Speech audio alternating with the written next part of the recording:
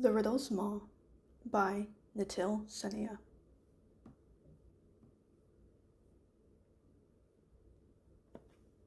Setting: abandoned ruins with sparse vegetation. The air is stale, the sky empty. Craggy steps ascend along bleak hills that form into towering stone cliffs. Two Zugunian Ingel, Niesta, and Pinkoya warily climb the decrepit stairs carved into the land. Pinkoya pauses, frowning at herself in thought. Niesta notices. Niesta: Pinkoya, my love, is aught amiss. Pinkoya: I believe that something may have slipped my mind just now, something of great import. Niesta: how troubling. Mayhap it will return to you once we are finished meeting with the Sphinx. Pinkoya: mayhap indeed. The pair continue along the path upward. Steep, narrow stone soon leads to vast, flat marble arranged to resemble an arena between the cliff sides. A pedestal is at the center. It holds a bow. It is simple in nature with bare wood and simple string. Attached to it by silken thread is a medallion. It gleams gold with a silvery crescent moon engraved into its surface. Pinkoya approaches the pedestal to examine the bow. Niesta walks past, gesturing to the opposite end of the arena where the path continues. Niesta: the Sphinx should be just beyond this passageway. Niesta continues forward. Pinkoya follows, leaving the bow on the pedestal. The pair enter a small clearing of crumbled pillars and dead brush. Dust hangs at eye level, disturbed only by the Ingel's quiet breaths. They are surrounded by looming sheets of rock. Niesta inhales deeply. Niesta: what comes once in a minute, twice in a moment, but never in 1,000 years? Silence shrouds the two, more so than the oppressive cliff sides. Niesta and Pinkoya wait, their wings pressed tight against their own shoulders. Their talons prickle their own skin from clenched hands. Blood threatens to leak from their palms. Anticipation runs slick. A faint chiming of bells halts it. From over a broken ledge prowls something small. It is tinier than one's thumb. Against pale stone it glitters in rusted brown and shining gold. Furred and feathered, armed with minute claws and fangs, it regards Niesta and Pinkoya with its multicolored eyes and black diamond pupils. The creature appears attracted to the riddle presented. The Sphinx. The letter M. Niesta: correct. Great Sphinx, we have come to make a wish. Legend tells that you are able to grant them if your riddles are answered true. The Sphinx tilts its head, eyelids narrowing its gaze at the pair. From its ledge, it leaps forward and lands at the center of the clearing. It quickly glances upward at Niesta and lingers its sight on Pinkoya. The Sphinx: only once has a hominid successfully answered my riddles and had her wish granted. All others that approach me I have eaten. Are you certain that you want to proceed? Niesta: yes. Nothing means more to us than seeing this desire of ours fulfilled. Let us begin the trial. The Sphinx: very well. I will present you questions 3. Each correct answer you will give to me. The first question will be asked once you agree to these terms. Pinkoya darkens her expression. Dread creeps into her heart as if warning her of something. Niesta gently takes her hand. Niesta: trust in me, love. 3 questions, I can answer them. Niesta addresses the Sphinx. Niesta: I agree. The Sphinx: what has one eye but cannot see? Seconds pass while Niesta thinks. It is not long before she nods to herself. Niesta: a needle. The Sphinx: correct. The Sphinx yawns, rather unamused. It then stretches. In its hand, something metallic catches the sickly light and shines. A needle, one instantly recognized by Niesta. It is the very needle favored in her sewing kit, the very needle gifted to her by Pinkoya when they were both young. the very needle that Niesta used to make the very clothes the two Ingel now wear. Niesta, what you're holding, that belongs to me. How did you acquire it? The Sphinx, you gave it to me. Niesta, I did not. The Sphinx, you did. Have you already forgotten our agreement? Every correct answer to my questions you will give to me. Was that not the contract you agreed to? Niesta stammers, now recognizing her mistake. Niesta, nay, that is indeed what I agreed to. The Sphinx twists its head to the side, lips curled in the beginnings of a toothy grin. The creature has gotten bigger in size, now about as long and tall as a house cat. Its tail flicks sharply. The Sphinx, and was it not you that said, nothing means more to us than seeing this desire of ours fulfilled? Surely a simple needle barely amounts to the worth of whatever wish you seek to be granted. Surely your love can just get a replacement. Niesta and Pincoya glance at each other with uncertainty. Pincoya, it is just a needle. I can get you a new one once we return home, with our wish. Niesta, I can make us many more clothes with it. Very well. Niesta addresses the Sphinx again. Niesta, present me with the next question. The Sphinx, what has cities but no houses? Forest but no trees? Water but no fish? Once again, seconds pass. Niesta mulls over the words and furrows her brow. There's a glimmer in her eyes once she settles on an answer, yet the spark is snuffed out in realization. From her satchel, the Ingel retrieves a rolled sheet of parchment.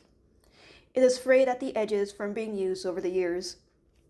Unfolding it reveals a display of the realm and Veer, as well as notes scribbled on it as a means to keep track of where Niesta and Pincoya have already explored. Pincoya runs her hand through Niesta's feathers, knowing. Niesta sighs in acceptance. Niesta, a map, the Sphinx, correct. Where the air was once still, a strong gust blows through. It cuts past the sharp cliffs and snaps the frail branches of the few trees that still barely stand. Caught in the flurry, the parchment that was once in Niesta's hand is snatched from her. It violently flails itself towards the Sphinx, who then crushes it underfoot with its great paw. It has now grown to the size of a lion. Its golden wings flare out once the gust dies down. The creature smiles ravenously at the two Ingel in front of it. Viscous saliva drips beyond its lips and precipitates onto the ground below, drowning the map. Pincoya, we can create another one and fill it with new adventures. Niesta, indeed, we can. The two embrace each other before Niesta addresses the Sphinx again. Niesta, I am ready for the next question. The Sphinx, what do you only have one of in your entire life? Seconds pass, then minutes. For Pincoya, it very well could be hours, years, eternity even, as she waits for the answer to be revealed. For Niesta, she searches her mind through vast possibilities of potential solutions, only to frustratingly deem them as incorrect. Her blood runs hot through her veins, and nervous sweat beads along her temples. Then she finds it, and a deep, frigid chill pierces her heart. The Ingel's hands quiver when she debates against some mental foe. Reasoning, rejection, then reasoning again. Despair takes root only to be cut down by hope, resignation followed by cunning defiance. It is all encapsulated by fear. The fear of never returning home, or the fear of returning home empty-handed.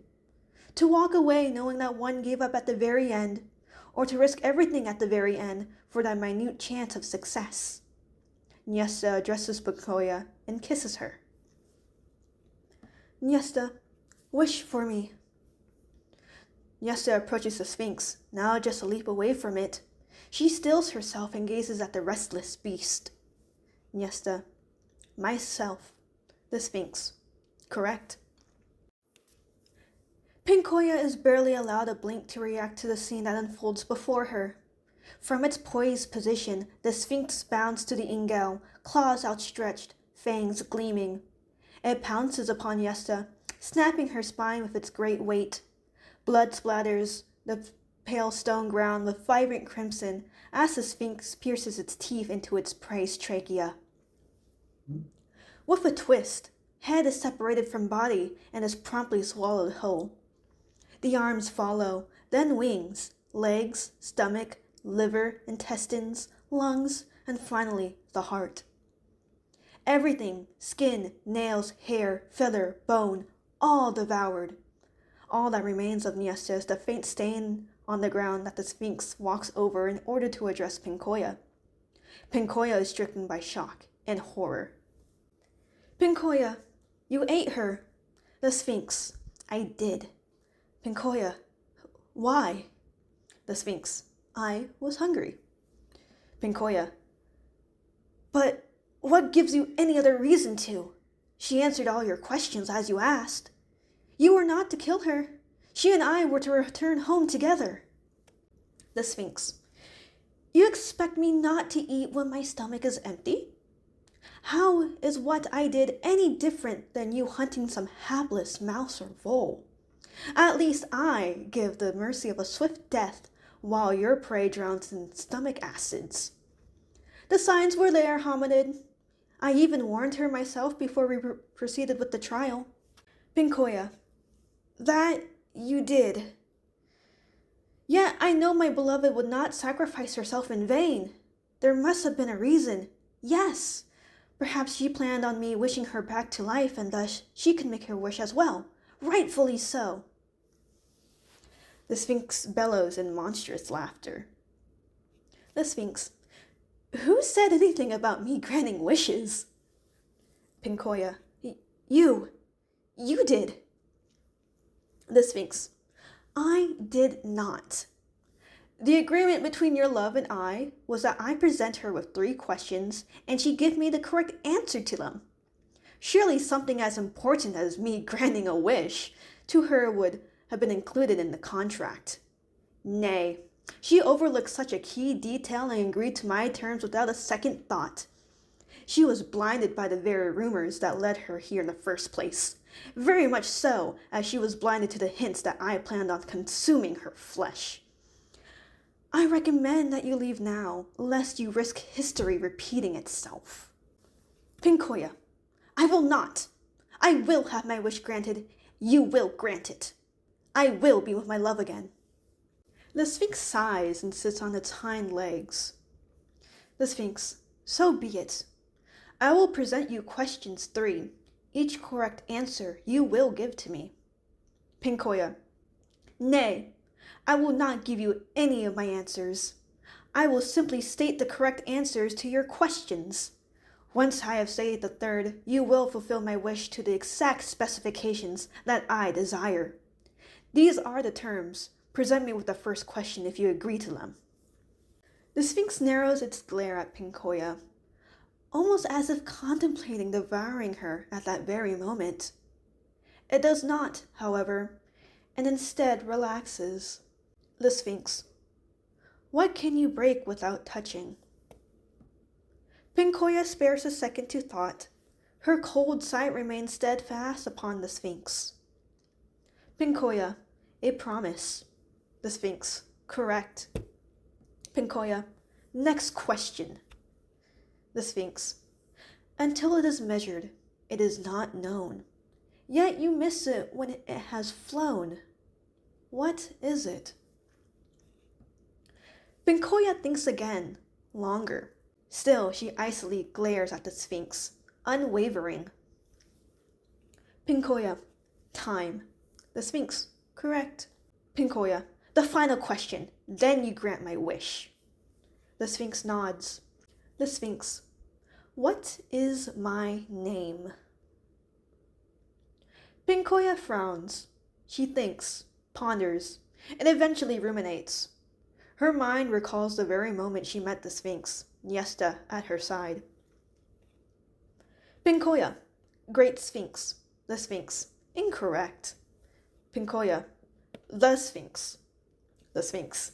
Incorrect again. You can always guarantee two things about us Fae. We never lie, and we do love our titles. Pincoya, how can I possibly answer what your name is? I do not know it. The Sphinx, then it's best that you go searching for it. Mayhaps you can find it in the time you've given me. Without sparing another minute, the Sphinx turns and leaps away, disappearing past crumbled rock. Frustrated, Pincoya shouts in its direction. Pincoya, I will have my wish granted. I promise that to you. 30 years pass. Every waking moment belonging to Pincoya is dedicated to her traveling far and wide in search of the Sphinx's name. Knights, witches, even other fae she questions, hoping for a sliver of information. Any leads she takes, any clues she pieces together.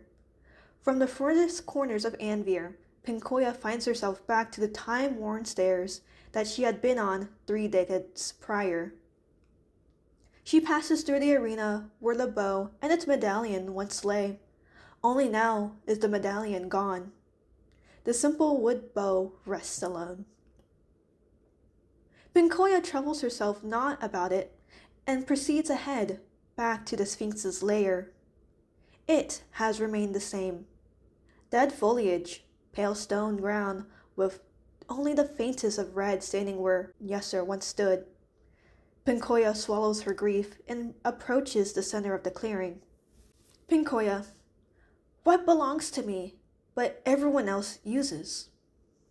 Silence embraces Pincoya while she waits between the foreboding cliff sides. It is torn away by the chiming of bells. Stepping over toppled ruins, the Sphinx stalks towards the Ingel, attracted to the riddle presented. It smiles at Pincoya in gross familiarity. The beast stops just a leap away and sits down. Upon closer look, it is evident that it had recently finished a meal. Flesh and feather are wedged between its teeth that it promptly stabs out with a small needle. Niesta's needle. Then, as if pulled from thin air, the Sphinx wipes away a glob of blood from the corner of its mouth using the very map Niesta gave it as a servette. The sickly light that filters through the looming clouds above the two catches within Pincoya's eyes and burns with hatred. Still, she waits for the Sphinx to answer. The Sphinx, your name. Pincoya wastes not another second, fiery glare gleaming in triumph. Pincoya, and your name is the Riddles Maw. The Riddles Maw. Correct. What wish shall I grant you? 30 years is plenty of time to ponder over your desire. Mayhap your desire has changed since. Pincoya, you will be assured that my desire has remained the same, beast. For half of my life, I have woken up thinking about nothing except of finding you again and answering your Navor's forsaken question. Every night I have dreamt of the very look on your damned face once you realize that I have outsmarted you with my wish. Gaze upon me, devil, and grant me this. I wish to return to the moment before I met you, so that I may be with my beloved Niesta again. Nothing means more than being with her. She will understand once I tell her of everything that has happened. The Riddles Maw, as you wish. I shall grant it. The look on the Riddles Maw is nothing like Pincoya predicted. Where she expected reluctant defeat, she sees proud victory instead. It sneers at her and cackles. The expression is not one to forget. It sears itself in the deepest confines of Pincoya's mind, an image so vivid that one sees it in every blink. One blink, Pincoya breaks her line of sight on the beast. One blink, memory fades, including even of the uproarious Sphinx. One blink, Pincoya finds herself breathing in stale air under an empty sky. Sparse vegetation grows around her through abandoned ruins. She had been climbing up craggy steps along a bleak hillside leading up to towering cliffs. Nyesta is close ahead of her. Pinkoya pauses, frowning at herself in thought. Nyesta notices. Nyesta, Pinkoya, my love, is all to miss. Pinkoya, I believe that something may have slipped my mind just now. Something of great import. Nyesta, how troubling. Mayhap it will return to you once we have finished meeting with the Sphinx. Pinkoya, mayhap, indeed. Thank you for taking the time to listen to this story. If you enjoyed this work and wish to support me, the author, you may do so by navigating to the link below. I devote my life to creating stories such as this one, and I hope to complete and share as many of them as I can while I am still here. Please, have a wonderful day.